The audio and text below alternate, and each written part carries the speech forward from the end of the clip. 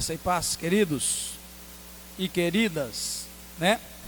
Vamos ler a Bíblia, queridos, no livro de 2 Samuel, capítulo 12.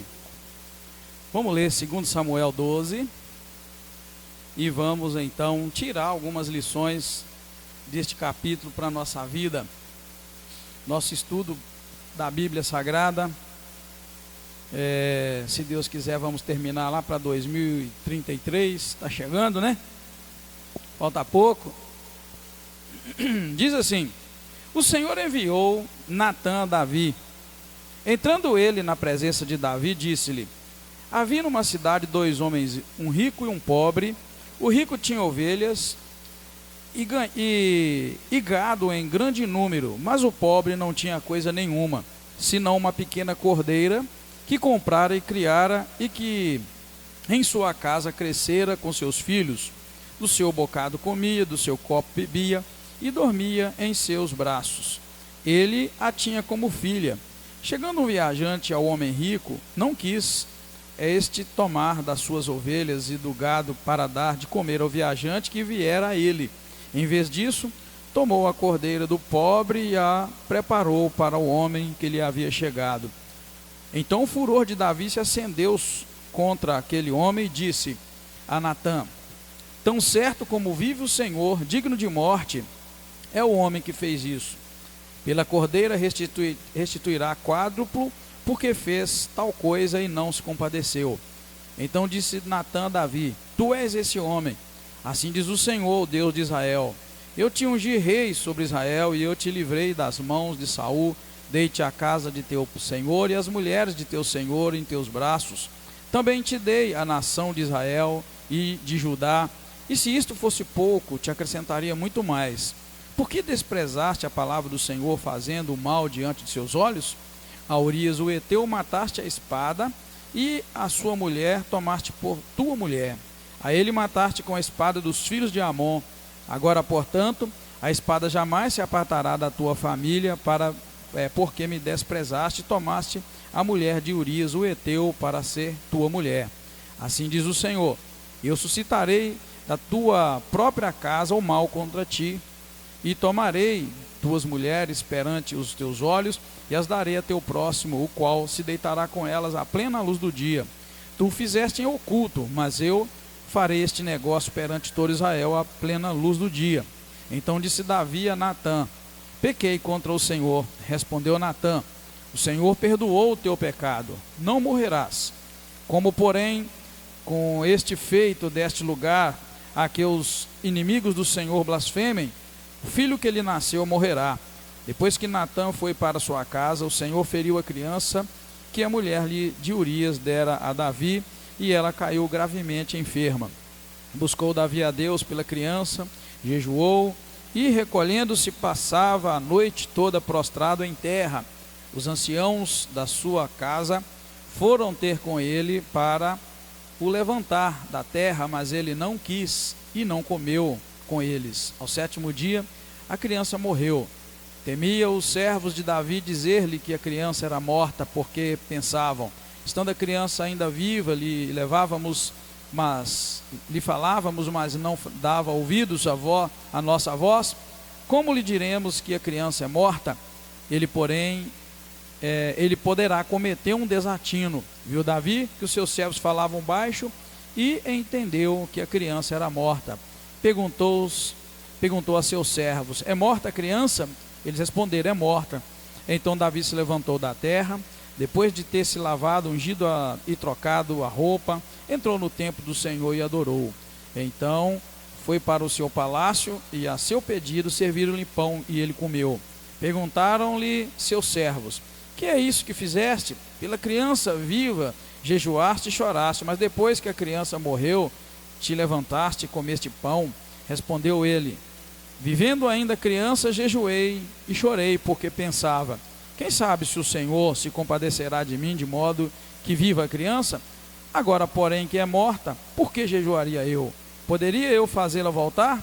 Eu iria a ela, mas ela não voltaria para mim. Então consolou Davi a Betseba, sua mulher, entrou e se deitou com ela. Ela teve um filho, a quem deram o nome de Salomão, e o Senhor o amou.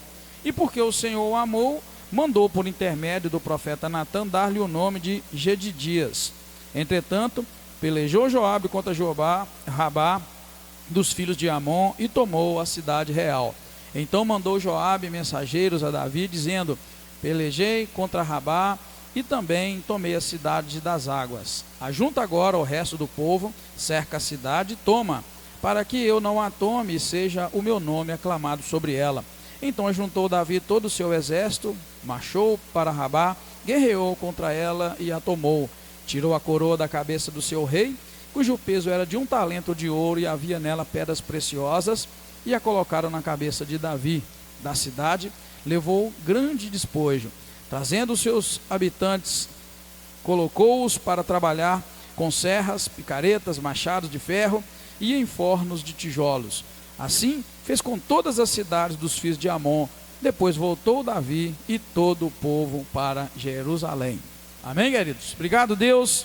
Ajuda-nos, Espírito Santo de Deus, a meditar no texto que acabamos de ler. Contamos com a tua preciosa ajuda e que o nosso coração esteja preparado para receber os ensinamentos da palavra do Senhor. Desde já, te damos toda a honra, toda a glória, todo o louvor que lhe é devido, em nome do Senhor Jesus Cristo. Amém.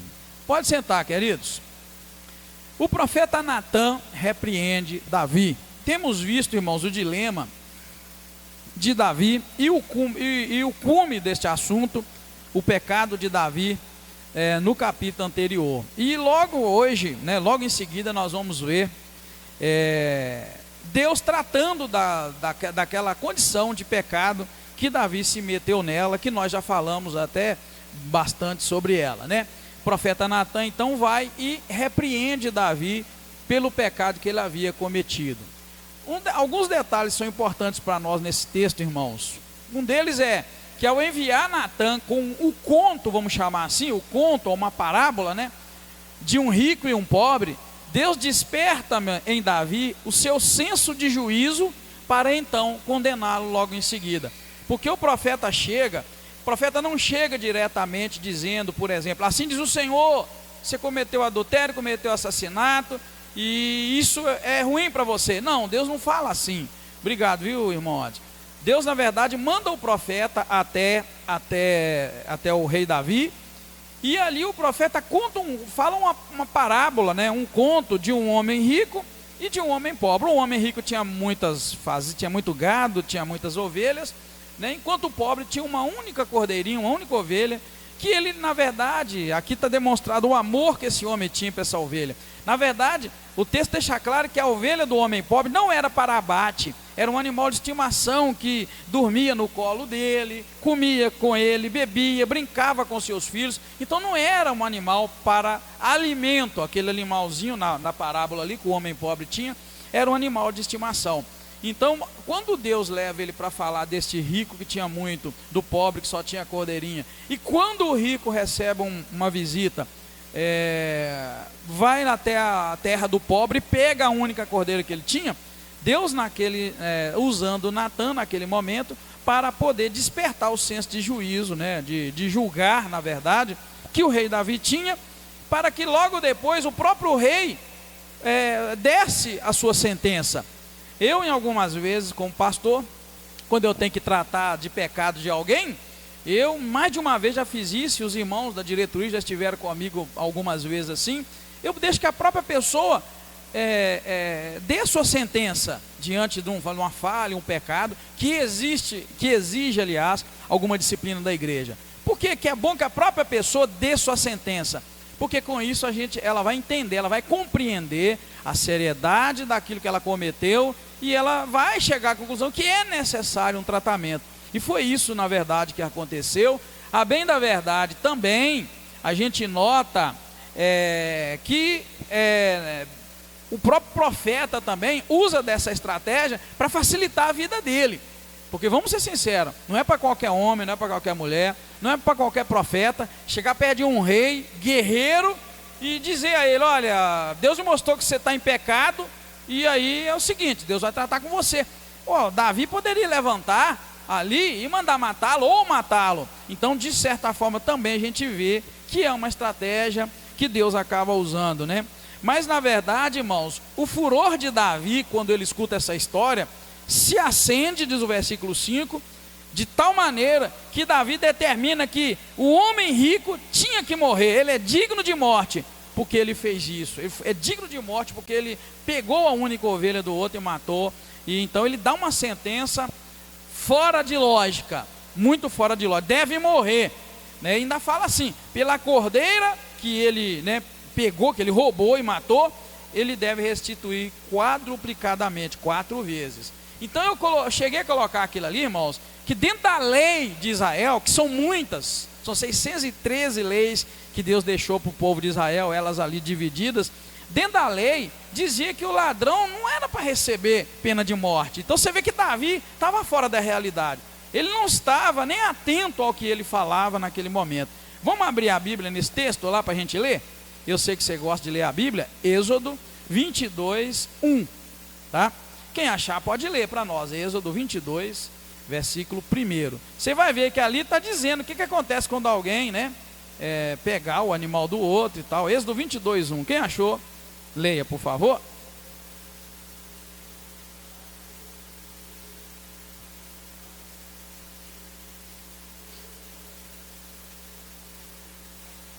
Está vendo, querido? Não fala em mais sentença de morte.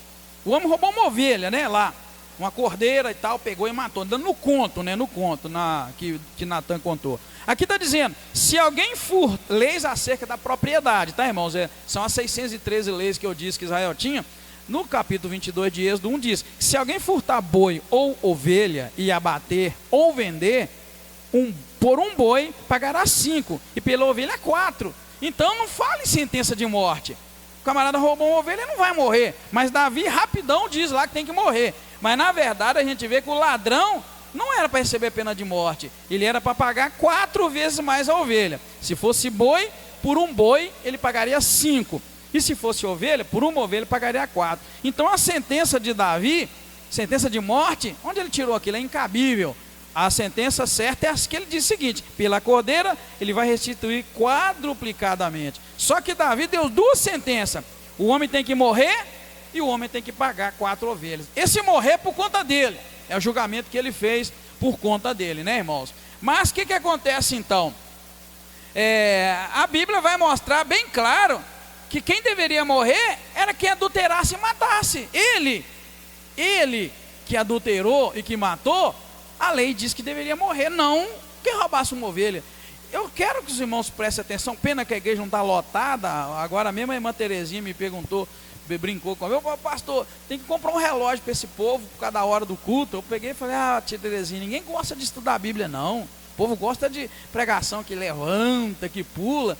Pois é, eu gostaria que a igreja estivesse super lotada, para a gente pegar esses ensinamentos para a nossa vida, aplicar no nosso coração, porque é a Bíblia da forma mais pura que nós colocamos ela aqui na quinta-feira, é a Bíblia sem intenção. Eu costumo dizer que no estudo de quinta-feira, eu não faço a Bíblia falar aquilo que eu quero, eu deixo ela falar o que ela quer falar dentro do contexto. Então você nota bem, Davi comete um pecado, que pela lei, nós vamos ler Levítico daqui a pouco, diz que quem adultera e quem mata deve morrer. Ele era digno de morte, mas ele vai e lança sobre o outro uma sentença incabível, porque eu te mostrei na lei em Êxodo 22, que diz que roubou uma ovelha, paga 4. Não, ele falou que tem que morrer. Gente, isso é a coisa mais comum de existir. Eu queria que você prestasse atenção. Quando você estiver em pecado, você vai dar a sentença que era sua para o outro. Em geral, quem está sob uma sentença grave, joga um fardo pesado sobre o outro, quando na verdade deveria cair sobre ele. Então a gente, quando é livre, a gente não condena os outros, mas quando a gente não é livre, quando a gente está devendo, a gente quer que o outro seja tão pior quanto nós, tão mal ou tão ruim quanto nós. Isso é regra, querido, isso é normal. A gente sabe que isso é do homem. E foi isso que Davi fez aqui. Abre lá a tua Bíblia, que eu sei que você gosta de ler também, em Êxodo, agora Levítico, tá? Levítico capítulo 20. Você vai ver que o pecado de Davi é que era digno de morte, e não o do homem lá que roubou uma ovelha. Levítico 20, versículo 10, fala assim, esse capítulo fala de penas de diversos crimes, dentro das 613 leis, né, de Israel, do judaísmo, tá essas aí. Então o capítulo 20 de Levítico vai falar de penas sobre diversos crimes. O versículo 10 diz assim: se um homem cometer adultério com a mulher de seu próximo, ambos, o adúltero e a adúltera, certamente serão mortos. Leva isso para Levítico, leva isso para 2 Samuel, capítulo 12. Então está dizendo aqui: se Davi adulterou com Betseba, que não era mulher dele, é a mulher do próximo dele, Urias, tanto um quanto o outro deveriam morrer. E não o homem lá do conto. Estão entendendo, irmão? Diz amém aí. Está vendo? Só para você pegar depois e ver como as pessoas que julgam demais são as mais pecadoras. As pessoas que cobram demais são as mais pecadoras. Isso é regra. É regra, eu estou te mostrando. Aí vamos pular lá para o capítulo 24 de Levítico, versículo 17. Né? Aqui falou do adúltero, né?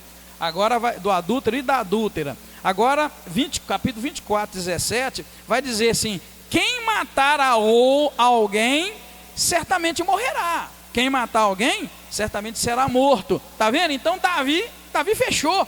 A sentença que ele deu para o homem que roubou uma ovelha, que na verdade não tinha nem que morrer, a sentença que ele deu era para ele. Ele sabia do pecado que ele tinha cometido. Mas é para você então guardar isso no seu coração, sobre esse princípio de que foi uma penalidade fora do normal que ele deu para aquele homem, quando na verdade a penalidade era ele que devia sofrê-la.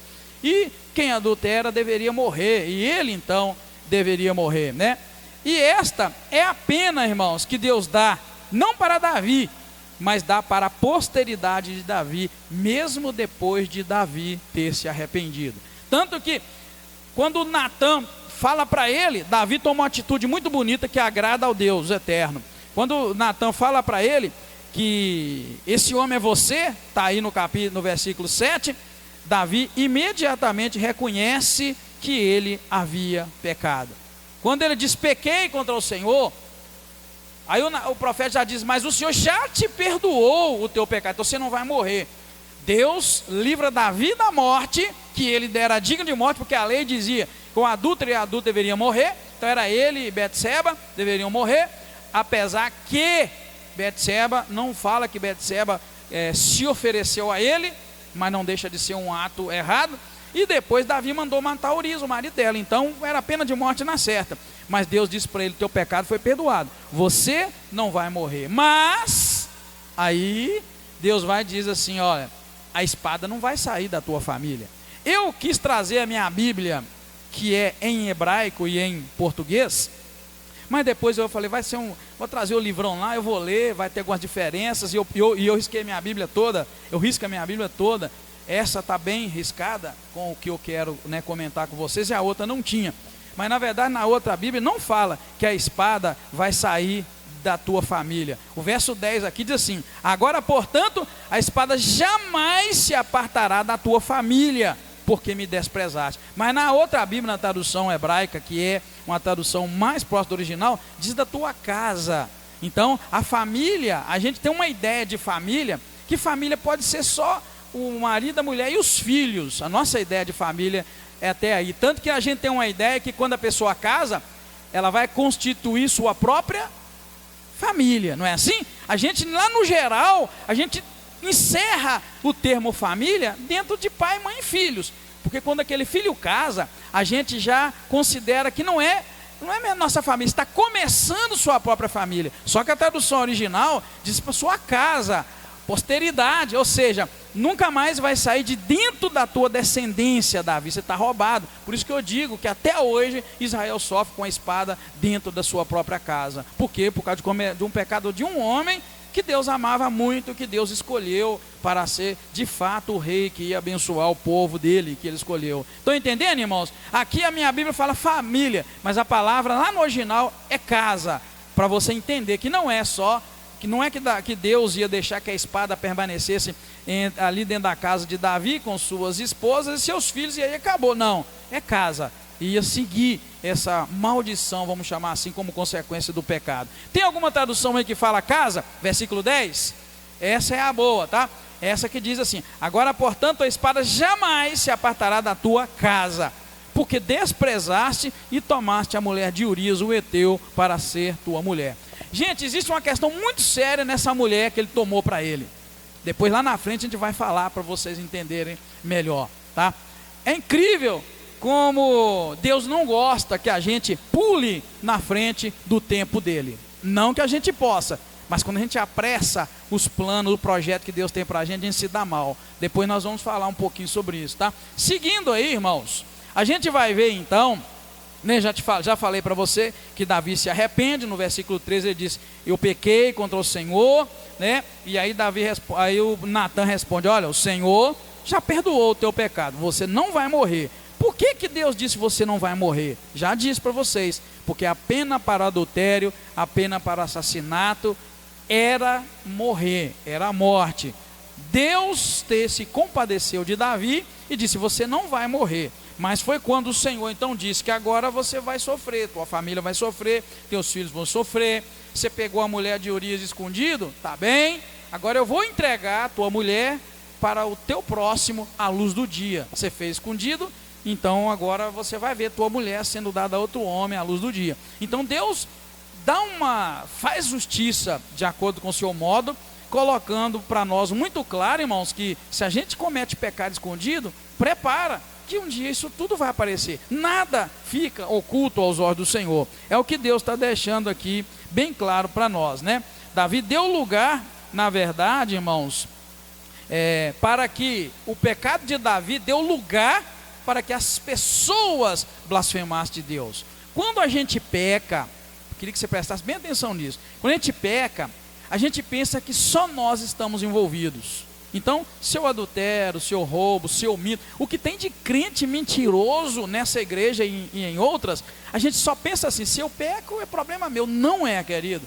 Existe uma consequência com relação ao pecado que a vai ofender e vai atingir diretamente a Deus. É isso que todo ser humano devia pensar. Veja bem o que diz o versículo 15. Acompanha na tua Bíblia, fazendo um favor, o versículo 15. Aliás, versículo 14. Olha bem o versículo 14. Como, porém, com este feito, deste lugar a que os inimigos do Senhor blasfemassem, o filho que te nasceu morrerá.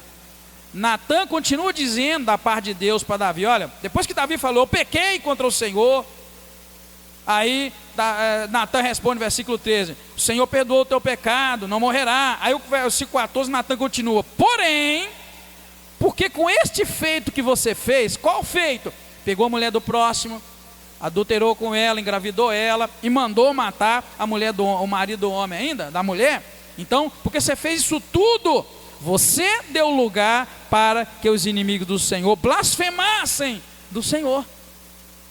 Está vendo, querido? É isso que eu queria que a gente entendesse. Queria que a igreja estivesse toda cheia, para a igreja entender que quando a gente comete qualquer pecado, a gente tem que parar de pensar que o pecado que eu cometo, eu é que vou me virar, é eu mesmo, é meu nome que vai rodar, é eu que vou pagar com Deus. Não, querido, não é só isso.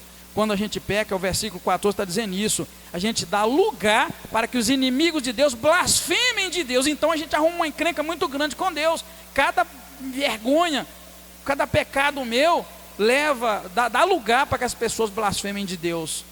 É isso que está claro aqui, é isso que é pesado, sabe? A gente precisa incluir na nossa prática devocional, a gente precisa incluir na nossa prática de crente uma preocupação extrema com relação ao pecado, porque a pior consequência do pecado é esta de criar um caminho, dar lugar para que as pessoas blasfemem de Deus, de Deus.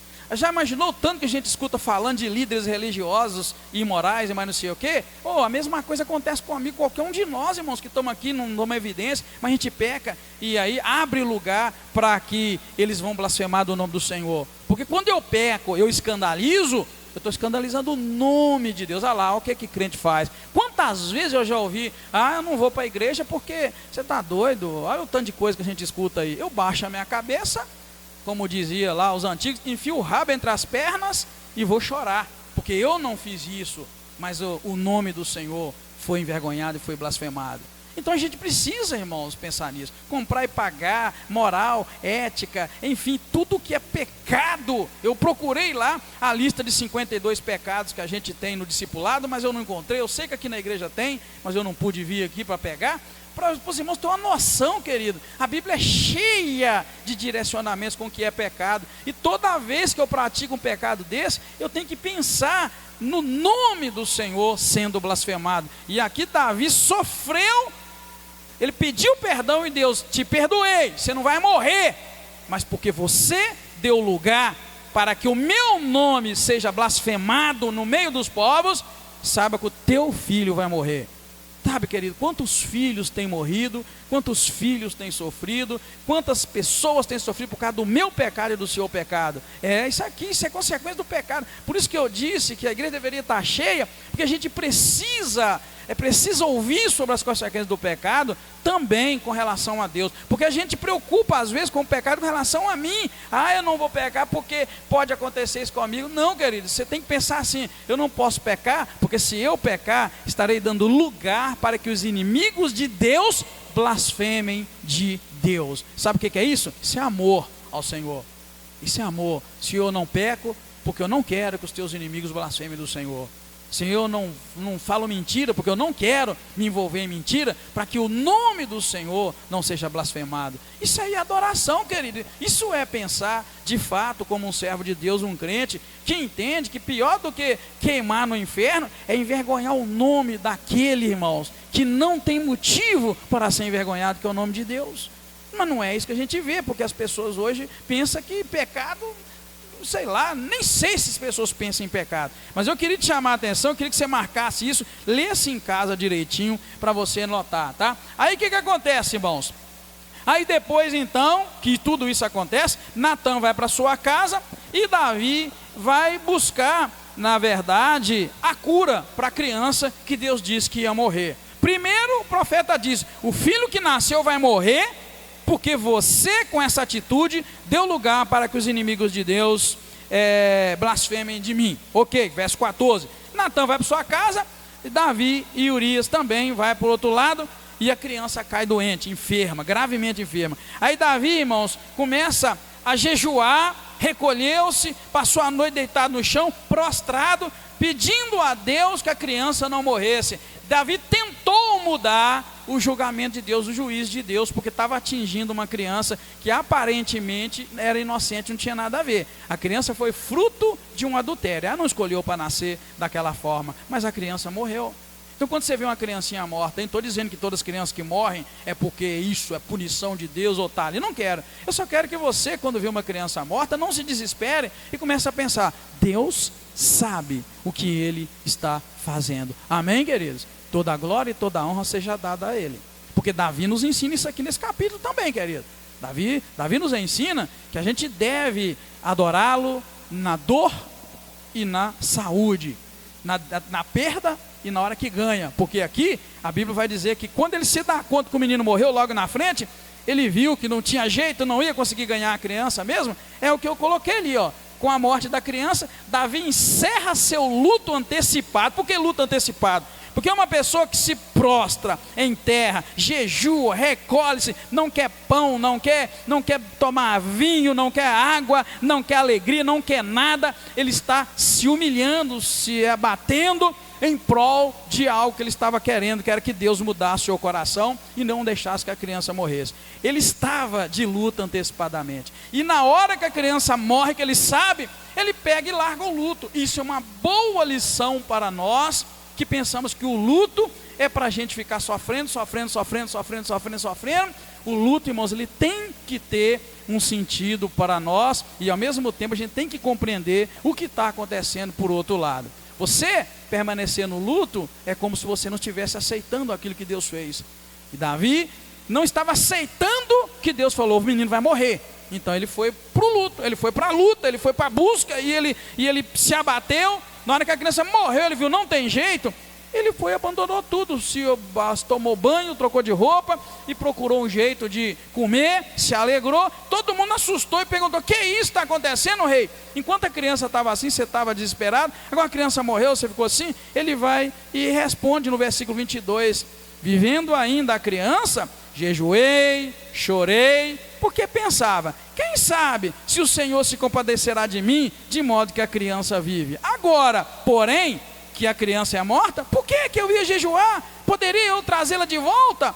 eu iria a ela. Por quê? Que se eu continuar jejuando eu vou morrer. Então eu iria a ela, quer dizer assim, se eu continuar jejuando eu morro e vou para onde ela está também, no mundo dos mortos. Ou ela não voltaria para mim. O negócio é isso. Eu iria a ela, mas ela não voltaria para mim. Então encerra-se aqui minha tristeza, encerra-se aqui meu sofrimento, meu luto antecipado, a minha busca por cura morreu aqui. Então agora deixa eu tocar a vida para frente. Entendeu, irmãos? Olha que coisa linda para a gente meditar, né? O que acontece então? Davi se curva diante de Deus, irmãos. Quando ele vê isso, ele entra no templo, né? E ele se curva diante do Senhor. A palavra melhor aqui é que ele entra no templo e se curva, apesar que as traduções dizem que ele adora, né? Porque curvar não é exatamente adorar, é uma expressão de adoração. Você pode adorar de outra forma. Então ele se curva diante do Senhor, ele entra no templo, ele adora, e logo em seguida ele vai, engravida Betseba. Presta atenção, verso 24, você acompanha na tua Bíblia, só para você não perder. Então consolou Davi a Betseba, aí já diz, sua mulher. Ué, mas a gurinha mesmo, ela não era mulher de Urias? A gurinha mesmo, ela não adulterou com Davi? Viu, querido, como é que a coisa... É aqui nesse ponto que eu quero que você entenda uma coisa, que eu guardei para nós, para dizer. Por que agora ela é mulher de Davi e não era antes? Antes ela era uma adúltera. E por que nasce dessa mulher? Olha que Davi tinha filho para danar, meio mundo. Davi tinha muito filho. E tinha 6 mulheres, 6 mulheres, mais um punhado que ele arrumou, 6 mulheres em Hebron, e tinha filho de cada uma delas, nós vimos isso, e depois ele arrumou mais um punhado de mulher, cá em Jerusalém, e agora mais uma. Por que nasce o herdeiro da geração, nasce de Betseba? Queria que você pensasse e falasse alguma coisa.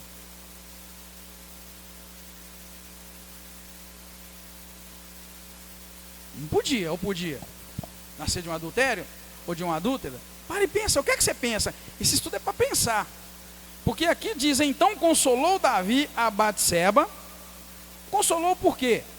O marido dela morreu, ela ganhou um filho fora do casamento, que era fora, o filho de Davi. O menino morreu, a Bíblia diz que o menino morreu, né, dentro desse período de 7 dias, ele morreu de vida. Então, uma coisa trágica, ele vai e consola a mulher, e a Bíblia vai dizer que ele se deitou com ela, e ela teve um filho, a quem ele deu o nome de Salomão. Quem é Salomão? O filho que reina no lugar de Davi, de um casamento desse jeito. Sabe qual a conclusão que a gente chega? Vamos ver, alguém quer falar? Que conclusão você chega?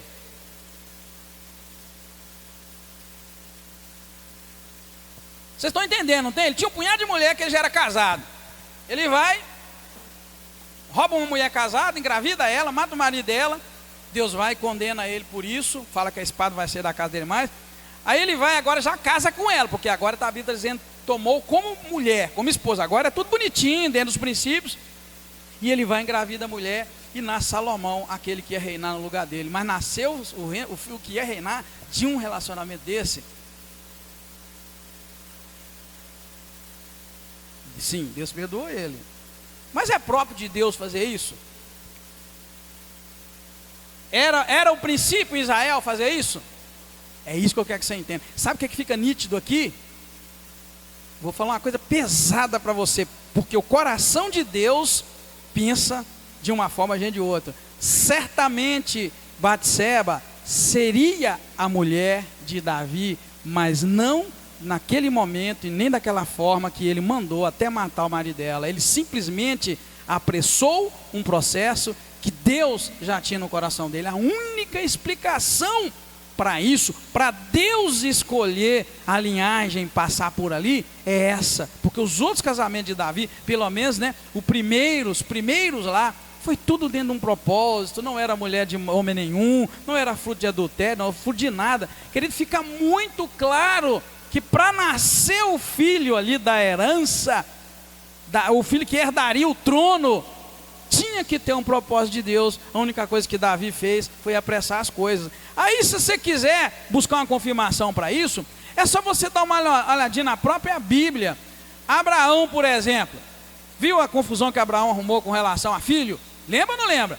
Abraão, não era? Abraão tinha uma esposa. Como é que é o nome da esposa de Abraão? Quem lembra? Sara, né? Tava um casamento bonitinho, né? A Sara lá, mas só que a Sara não engravidava, tava ruim. E aí o que ele arruma? Ele arruma concubina, engravida dela, e Deus vai falar, eu não queria que você engravidasse, esse menino não vai herdar, quem vai herdar é o outro. E aí dá um filho na velhice para Sara e para ele, e é aquele que vai herdar. E nasce Isaac, bonitinho. Outra pessoa na Bíblia que faz essa mesma coisa, que não tem a lógica lá de Deus, e Deus dá um jeito de resolver, é Jacó. Isaac já foi mais tranquilo. Isaac, o filho de Abraão, Isaac, é tranquilo. Mas a Jacó, irmão, faz a mesma coisa. Ele apressa as coisas, arruma concubina e arranja uma confusão danada. E quem herda é o outro que Deus falou que ia herdar. E sabe um detalhezinho? Quem era o filho de Abraão, irmãos, que nasceu de Agar e que Deus falou não vai herdar? Quem lembra? Como é que é o nome daquele menino? Hein? Ismael. Gente, você sabe quem é que é o povo descendente de Ismael até hoje? Qual a religião que saiu de lá forte? É o Islã. Estão entendendo, querido? O que dá um relacionamento fora do tempo e do propósito de Deus? Só para você entender que Davi aqui fez a mesma, eu não posso falar a palavra, mas dá vontade quando eu empolgo assim, fez a mesma coisa que você sabe que não devia. Abraão, pai da fé, o pai o patriarca, o grande patriarca de Israel, fez aquilo que fez e hoje o povo sofre. Tem um povo que nasceu dele, tem um povo abençoado, mas tem um povo maldito e que todo mundo tem medo desse, tem raiva, porque é um povo violento, só pensa em matar. A maioria, tá, irmão? Não são todos, a maioria. Mas é de Ismael, queridos, que veio essa linhagem. E foi de um casamento, de uma pressa. Deus ia dar para Abraão um filho, ele não esperou, arrumou concubina, deu nisso. E Jacó a mesma coisa, quando teve suas concubinas Bila, Zilpa, e enfim, além das duas mulheres que ele teve, Lia e Raquel, né, também ele teve duas.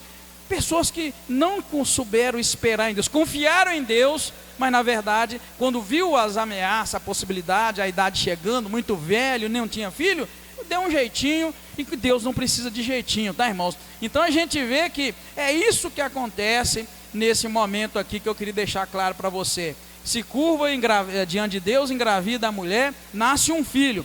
E aí entra uma outra confusãozinha que talvez pouca gente percebeu na Bíblia. Na verdade, quando nasce um filho, Deus manda chamar de Jedidias, que no original, tá, na minha Bíblia até traz isso, é amado de Deus, porque Deus o amou muito. Mas aí vem o pai e a mãe e coloca o nome dele de quê? É o nome que a gente conhece, Salomão.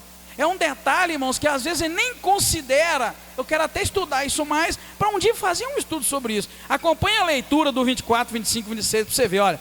Então consolou Davi a Betseba, sua mulher, entrou, se deitou com ela, ela teve um filho, a quem eles deram o nome de Salomão, e o Senhor o amou. O próprio nome aí, o Senhor o amou, já é o Jedidias, que é embaixo. E porque o Senhor o amou, mandou por intermédio do profeta Natã dar-lhe o nome de Jedidias. E o nome Jedidias em hebraico quer dizer amado do Senhor. Ou seja, Deus amou tanto o menino que nasceu de Davi e Betseba, que é o Salomão, que nós conhecemos, que mandou chamar ele de Jedidias, amado do Senhor. Eles vão colocar Salomão, que é mais ou menos pacífico. Salomão, Shalomon, que na verdade o nome original é parecido com Shalom, que é paz, que é paz em hebraico. Então Salomão é um nome de paz, pacífico, ou alguma coisa assim. Mas Deus falou para chamar ele de Jedidias, chamar de amado do Senhor. E aí, que coisa! Você está vendo como é que as coisas acontecem, irmão? Agora, um outro paralelozinho que eu quero que você entenda é o seguinte: o primeiro filho de Batseba com Davi, fruto de adultério, Deus não quis que vivesse, e o próprio Deus tirou a vida dele. O menino tinha nada a ver, mas a Bíblia diz que Deus tirou a vida dele, jogou sobre ele uma enfermidade grande, ele morreu. Mas já o segundo, que é Salomão, a Bíblia diz que Deus o amou. Olha que coisa mais linda. Veja como Deus é. Ao mesmo tempo que a ira dele se levanta, ele tira a vida, logo em seguida ele ama.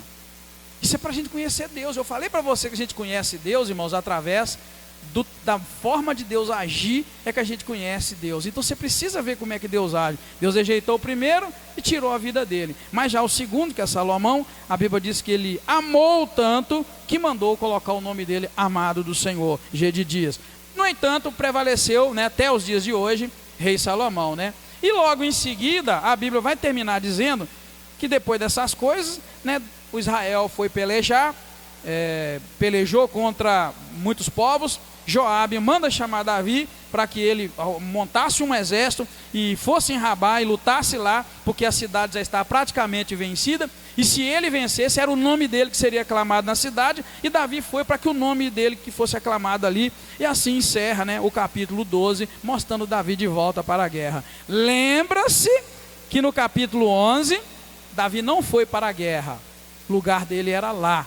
E aí ele adulterou, ele pecou. Já falei para vocês, o ambiente próprio para o pecado é quando a gente tem um dom chamado de Deus e a gente não executa aquele dom e aquele chamado. Davi era um homem de guerra desde menininho, quando ele venceu Golias. Então Deus pegou um homem corajoso para a guerra, derramou sobre ele poder para a guerra. No capítulo 11, todo Israel foi para a guerra e Davi não foi, tinha o dom para a guerra e não foi. Quando ele ficou, ele abriu brecha para o diabo, viu a mulher do outro tomando banho, mandou ela vir, desejou a mulher, engravidou a mulher. Davi cometeu, eu já falei para vocês, Davi cometeu 3 pecados nesta questão de como é que chama lá, da Betseba.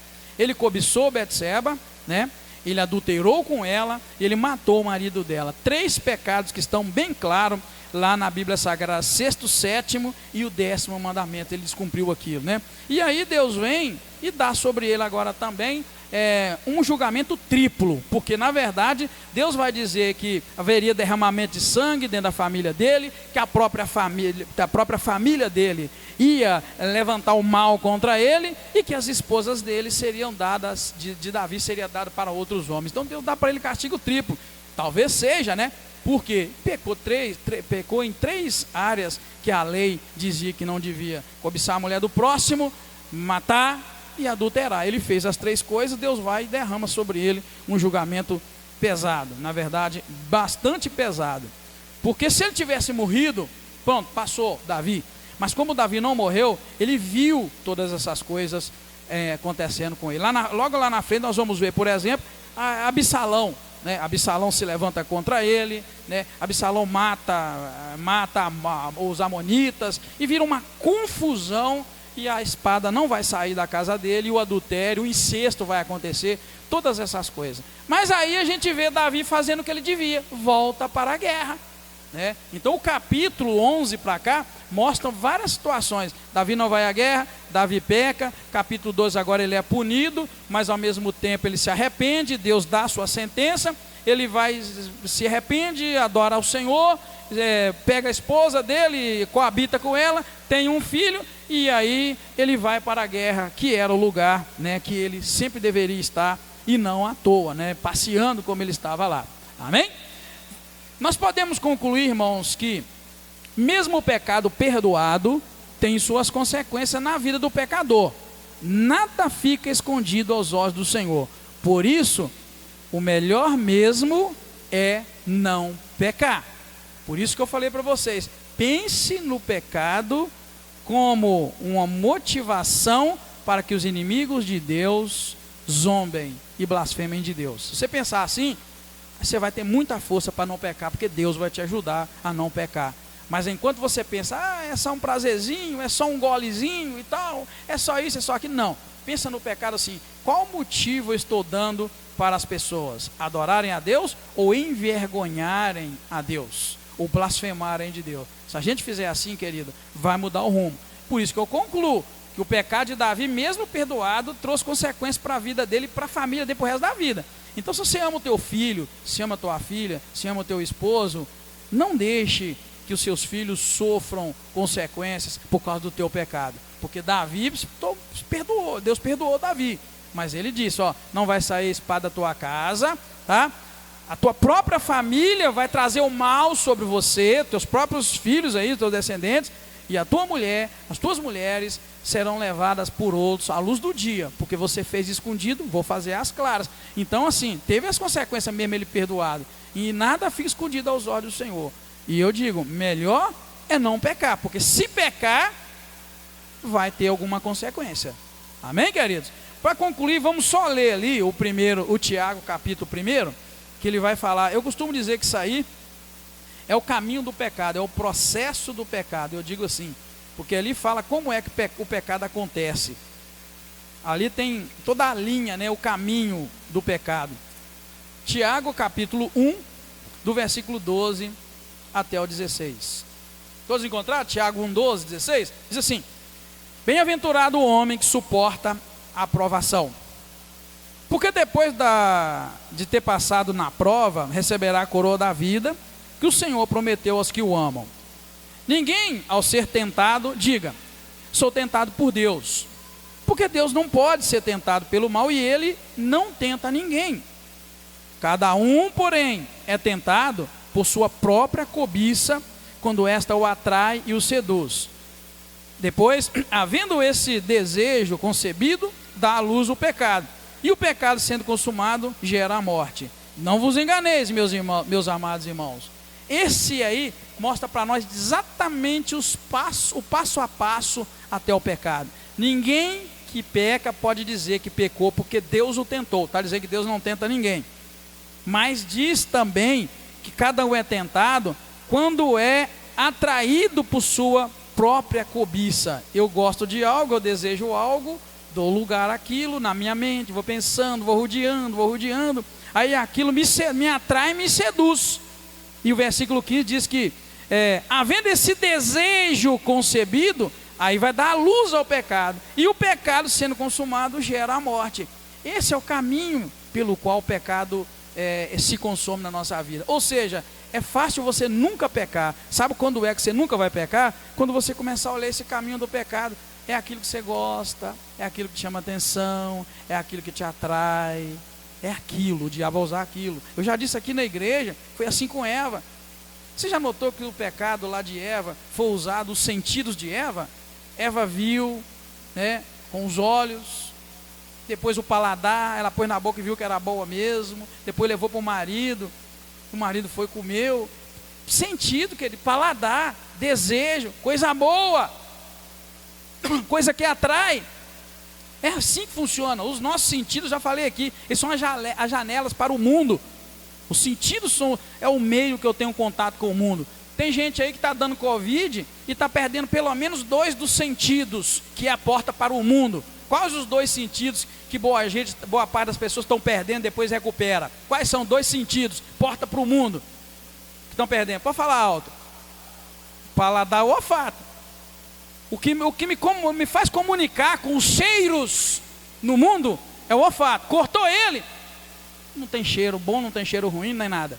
Outra porta para o mundo, contato para o mundo externo, o mundo físico, é o paladar. É ali que eu sinto os gostos. Eu amo jiló, eu amo jurubeba, eu tenho paladar para isso, eu gosto, o meu paladar. Se cortar o paladar, irmão, a jurubeba não vai fazer diferença de um açúcar, de um doce, porque eu não tenho paladar, não vou sentir gosto. É a porta para o mundo. O tato é a porta para as espessuras, para a temperatura e por aí vai. A audição é para os sons, a visão são para as coisas, os elementos que possam ser vistos. Então, os sentidos nossos são a porta para a realidade do mundo, e é aí que o diabo nos atrai, é aí que ele nos pega. Então é por aí. Isso aqui, por exemplo, isso aqui é onde derruba as pessoas, porque elas começam a ver, ouvir e tal. Sentido. É assim que funciona. É por isso que a Bíblia vai falar lá sobre um pouco de sentido. É melhor o camarada entrar no reino de Deus sem um olho do que sentido, porque se o teu olho te prejudica, lá está uma maneira rude de dizer, é melhor que você não tenha o olho, porque se isso vai te impedir. Não é bem para você ficar arrancando o olho, mas é para você dominar sobre o teu olho. Ô olho, quem manda aqui sou eu, então você não vai ver isso, não é? O paladar, o tato, quem manda aqui sou eu, então você não vai pegar. É por aí, querido, só para você ter uma noção. Por isso o melhor mesmo é não pecar. Por quê? Porque mesmo o pecado perdoado, vai trazer consequências na vida do pecador. E pode isso se estender para gerações e gerações, não porque a pessoa em si pecou, mas porque alguém lá atrás abriu o caminho para que uma família e uma descendência sofresse. Amém, queridos? Por isso vamos caminhar com o Senhor. Lembra lá, tá? O que desagradou a Deus foi porque o que Davi fez deu motivo, verso 14, para as pessoas blasfemarem de Deus, e Deus não gostou. Opa, mexeu com Deus, aí você tem problema. Você pode mexer com todo mundo, mas se você mexer com Deus, você vai ter problema com Deus, e com Deus é assim que funciona. Amém, queridos? Que Deus abençoe sua vida, te ajude e faça você refletir sobre a palavra que nós estudamos hoje. É muita coisa para a gente poder comentar, mas a gente acaba resumindo. Que Deus te ajude, em nome de Jesus, a compreender essa dimensão do pecado e o estrago que ele pode causar na nossa descendência. Amém? Oremos, irmãos, em nome de Jesus.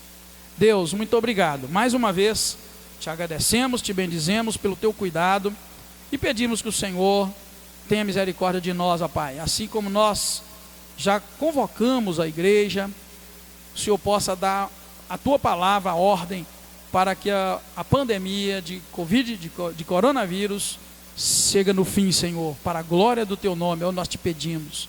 Pedimos também que o Senhor estabeleça o teu reino sobre as pessoas da terra, sobre mim, sobre nós, e que de acordo com o que nós aprendemos, o Senhor nos dê graça para compreender que o pecado que cometemos dá lugar para que os inimigos de Deus blasfemem do Senhor. Tenha misericórdia, Pai. Dá-nos um coração puro, um coração reto, um coração santo, temente ao Senhor, desejoso de que o teu nome seja glorificado em toda a terra. Obrigado mais uma vez, te peço que nos leve em paz, agradecidos em nome do Senhor Jesus Cristo. Amém. Aleluia. Glória a Deus. Deus te abençoe. Muito obrigado por ter vindo. Vamos continuar o nosso estudo semana que vem, se Deus nos der graça e nos ajudar, como tem ajudado.